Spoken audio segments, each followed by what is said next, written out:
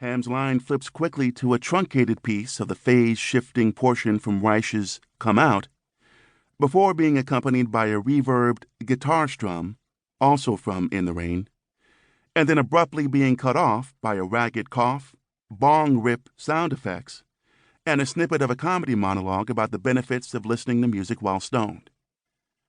It was a strange opening flourish, but by the 2003 release date of Madvillain's Money Folder, backed with America's Most Blunted Single, it wasn't as avant-garde as Steve Reich was in the 60s. It was just hip-hop.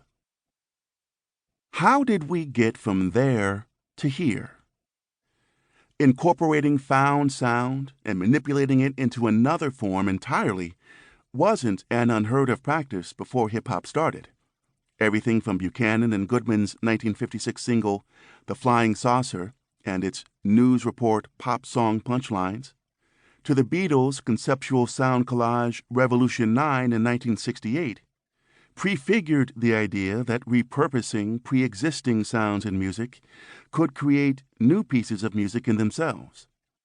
But these were typically works of comedy or uncommercial experiments, often meant to parody, belittle, or transcend the idea of actually being popular music. Sampling, however, especially as it existed in the context of hip-hop as it rose to prominence in the 1980s, has done more than any musical movement originated in the 20th century to maintain a continuum of popular music as a living document. And in the process, it's become one of the most successful and commercial strains of postmodern art. It's a deceptively simple technique. At its most basic, you simply take a piece of a pre-existing recording and manipulate it, making it repeat on a loop, altering the pitch, cutting it into pieces and reassembling it, to make something new. But from the very start, it was laden with complex and ever-mutating consequences in the worlds of cultural exchange, the music business, intellectual property, archival history, and even basic songwriting. By the end of the 1980s, the spread of sampling and its ability to dictate musical trends had become as crucial as the pop charts and the press in determining what pieces of music from bygone eras had the means to join a historical canon. Yet as time wore on, and trends in both production and copyright law made the original sampling methods obsolete, new ways had to be found of incorporating it, and newer meanings were found in those juxtapositions. So the story of sampling in hip-hop isn't quite as straightforward as your typical music history lesson.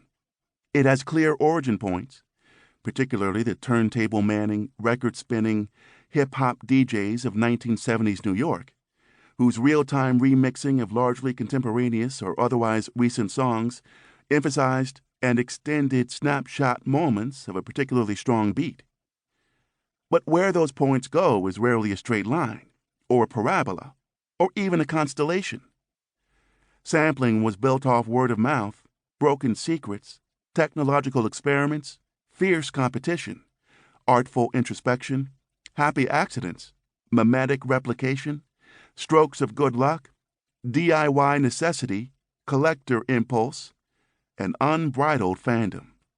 And an entirely new movement could turn on the whims of one taste-making entity, an idiosyncratic figure or two, or even a crew that amassed experience and knowledge the same way they stocked their record crates. If there's one thing that ties together all these different threads, it's the power of recontextualization, of taking something that was neglected by the masses or oversaturated through fame and giving it a renewed presence in music that highlighted a new way of hearing it.